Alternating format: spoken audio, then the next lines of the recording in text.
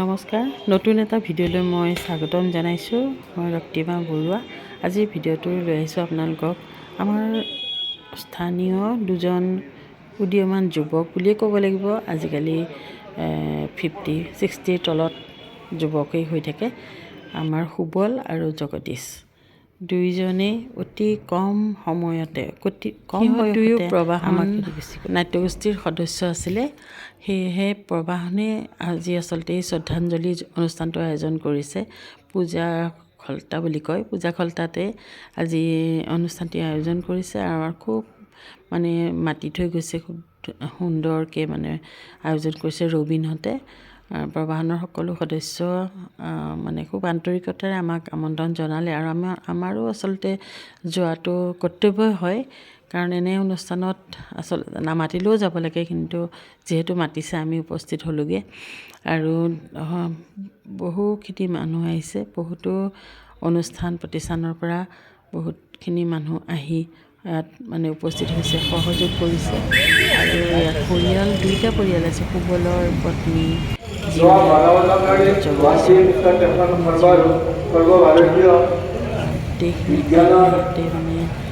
পৰিৱেশটো আচলতে এটা গৌৰৱময় বুলিয়ে ক'ব লাগিব। আজি আচলতে সকলোৰে দুখ লাগিছে আৰু ৰবীন্দ্ৰনাথে কান্দিছে, মৰ্মদাই কৈছে আৰু প্ৰত্যেকজন বক্তাই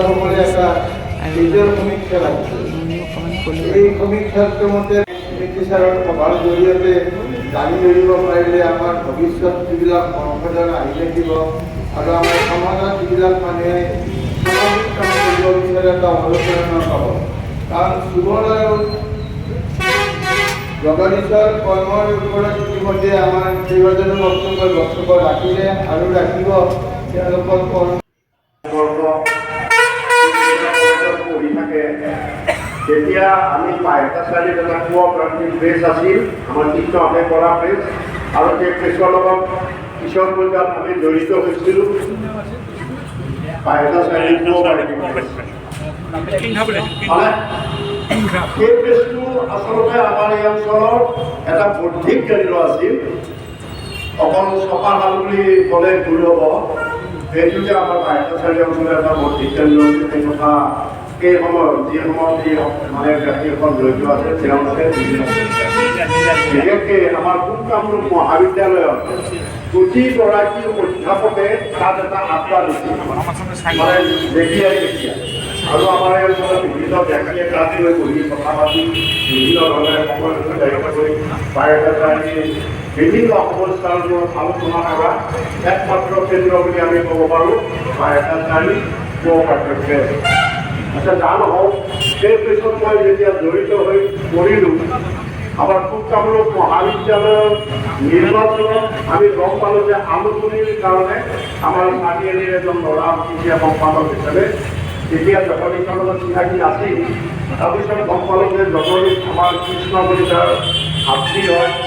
ঠিক তেনেকৈ এটা সম্পৰ্ক হৈ জগদীশৰ আমি নিৰ্বাচনতো জড়িত হৈ পৰিলোঁ আৰু ই তাৰমানে জয় হৈও আহিল।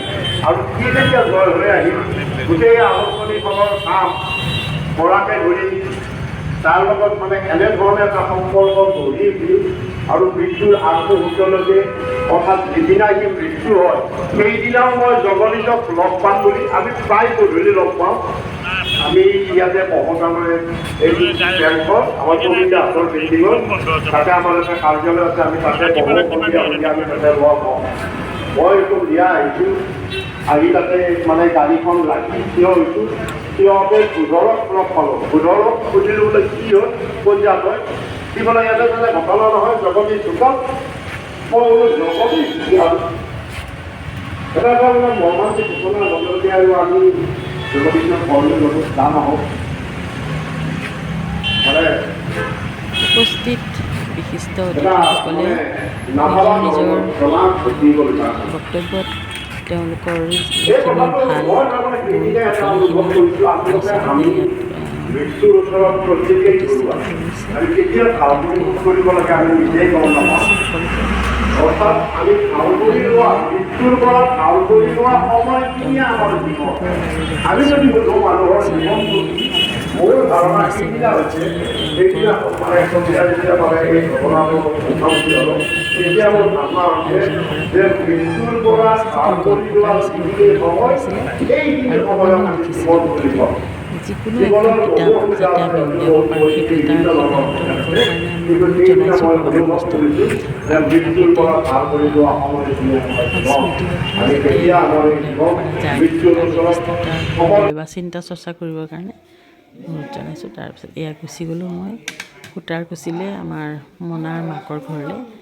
আচলতে এয়া চবেই চিনিয়ে পায় বাৰু আমাৰ ভৱেশ কলিতা যে MLA তেওঁলোকৰ ঘৰত নিমন্ত্ৰণ আছিলে আৰু এইয়া ঢাবুক লৈ দীপা আইতাকৰ সৈতে কোলাত উঠি আছে। ডাক্তৰৰ তাত যাবা খোজ খাবলৈ ভিডিঅ'টো মই ইমানতে সামৰণি মাৰিছোঁ। Bye bye.